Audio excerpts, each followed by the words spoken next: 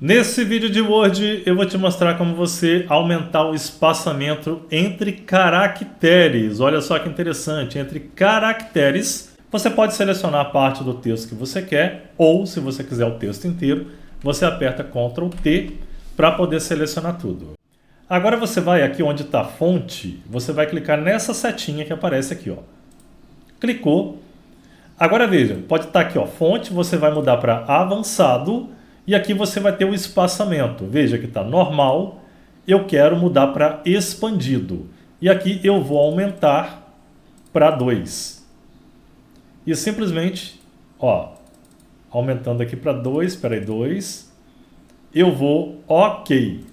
Veja, ele deu um espaçamento maior entre cada caractere. Olha aqui, ó. Se você quiser o contrário também, deixa eu dar um Ctrl Z. Você pode selecionar o texto, vir aqui em fonte, e aqui onde está avançado, espaçamento, você muda para condensado.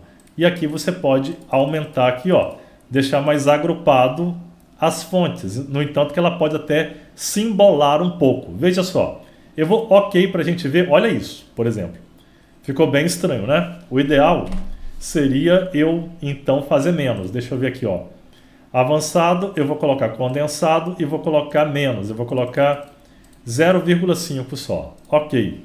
Veja que os caracteres se juntaram um pouco mais. Então, mais para poder não ficar embolado, você vai ter que colocar menos, né? O menos possível, só para se juntar um pouquinho.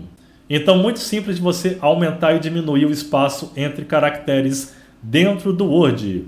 Na descrição a playlist com mais vídeos de Word para você. Muito obrigado. Se esse vídeo te ajudou, convido para que você se inscreva no canal.